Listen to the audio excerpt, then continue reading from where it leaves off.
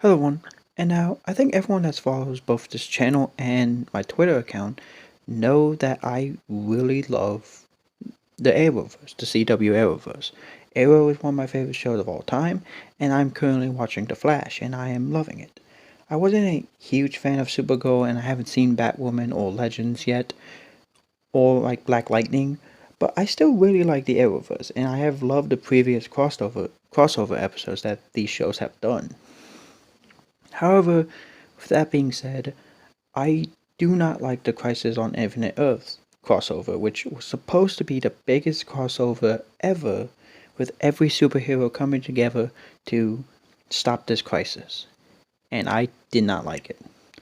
Now, I know this was a big moment in the comics, but I personally did not like this at all, and today I think it's about time I talk about why. So, first off, I don't hate that Oliver Queen is killed off in this crossover. I think it actually does work very well, not only to end off Arrow, but also as a, but also the story of the crossover. And I think it actually works really well with Oliver like tying up his loose ends and like passing on his legacy to his daughter. I do think it actually works really well. However, I will say that I do not like that they killed him off and then they brought him back as the Spectre only to kill him again. I do not like that. I also I also just don't like how Oliver looks as the Spectre. It's just in my opinion it just doesn't look good. I also like that they brought Black Lightning into this crossover, which is another show I need to watch as well. But I liked him in this crossover when he shows up, even though he didn't really have that much to do and he was only in the crossover for a very small amount. But I do like Black Lightning in this. I also like that they brought back 90s Flash, like the 90s Flash, and they gave him a proper send off with him sacrificing his life so that Barry Allen the Barry Allen that we all know from the Flash TV show can live. From like the CW Flash can live. And I like that. I really like that because it gives a nice send off, especially with the flashback showing a scene from the 90s Flash. I do really like that. Also, I like that I like the crossover with the Flash from DCEU.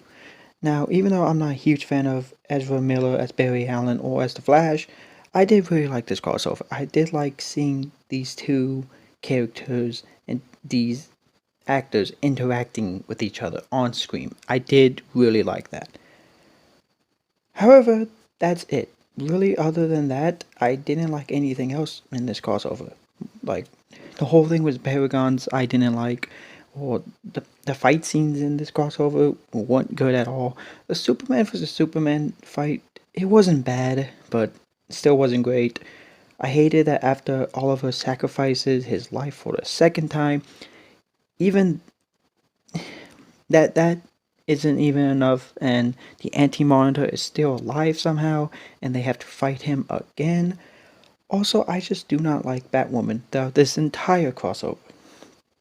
I find her very annoying and acting way too hard to be Batman. Oh no. I mentioned it. Okay, I think now time to talk about the thing I hate the most throughout this entire crossover, and that is what they did to Bruce Wayne. The thing is, people complain day and night about what Zack Snyder did with Batman and Batman vs Superman. However, that movie showed why Batman was the way he was, and that movie showing Batman at his lowest, throwing away his coat after 20 years of fighting crime, and at the end being able to start the path to redeem himself because of Superman's sacrifice. There was an entire reason why he was that way, and it fit with the story of Batman vs Superman. However, the CW instead just made Bruce Wayne someone who he just went crazy, started killing people, lost hope, and then is killed by Batwoman by just a kick. By a kick. And that's it. I hated this so much, and I know many people might say, well, how is this different than Batman and Batman vs Superman?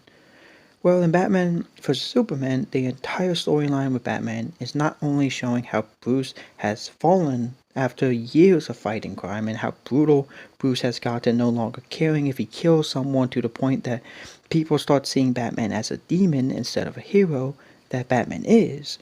the entire film is not only showing him as was, but because of Superman, it allows Bruce Wayne to redeem himself and come back from where he was. It stops him from turning into the man that killed his parents and back into the Batman we all know. Throughout the movie, we see that Batman is the way he is because he's a broken man. He's a broken man, and fighting crime and everything he has lost got to him, and he no longer cares. Combine this with Superman and his death, and the death of the destruction he caused Metropolis, and the people he killed, and we see just how angry Bruce is throughout the entire movie, and how his rage that he has had ever since he was a little kid, seeing his parents get murdered, and as Batman throughout the 20 years in Gotham makes him so angry, he decides it's best to kill Superman because of what Superman did in Metropolis. Only for Superman to give Bruce the hope that he needs to redeem himself because of Superman sacrificing himself for humanity. Crisis on Infinite Earths has none of that. And it's just that Batman went crazy, started killing people, and even killed Superman, and then Batwoman has to kill Bruce, and then she worries about becoming like him. That's it. I just really hate this storyline, and unlike Batman vs Superman, there isn't a purpose to this, like a character arc for Bruce. Like Batman vs Superman had like Batman vs Superman, like he was more than just a man who fell. There was a reason why Bruce was the way he was.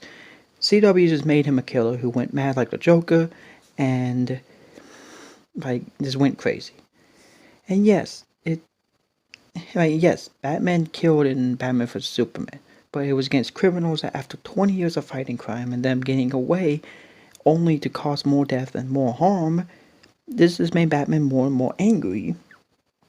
So, Batman vs Superman was him finally snapping and deciding the only way to save people and to stop criminals is to actually kill the criminals, because then they cannot do any more harm to anyone else. And it's not until he almost kills Superman that Bruce realizes who he has become. Now, sorry for that rant, but I really hated what the CW did with Bruce Wayne with this crossover.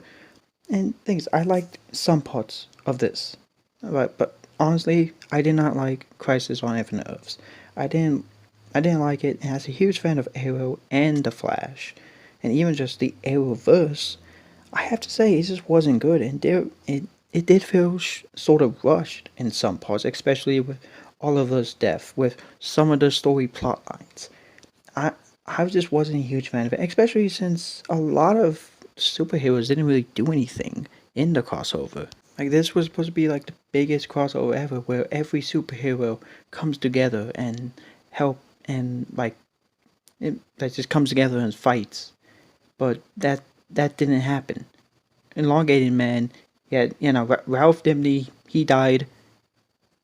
Killer Frost, he died. Vibe, he died. And it's just and I'm just okay. It really come down with only a few superheroes fought the antimatter, the anti-monitor. All of us sacrifice meant nothing. The fights weren't good, and really a lot of the episodes were just boring.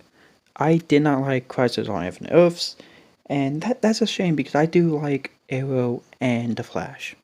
Yes, I haven't seen Supergirl or Batwoman or Black Lightning or Legends, but I do love Arrow and I do love The Flash, and it's a shame just how not good Crisis on Infinite Earth is. Just because the previous crossovers, they were pretty good. The previous crossovers before this were really good. And it's a shame just how bad this crossover is. I do not like Crisis on Infinite Earths at all. I really don't.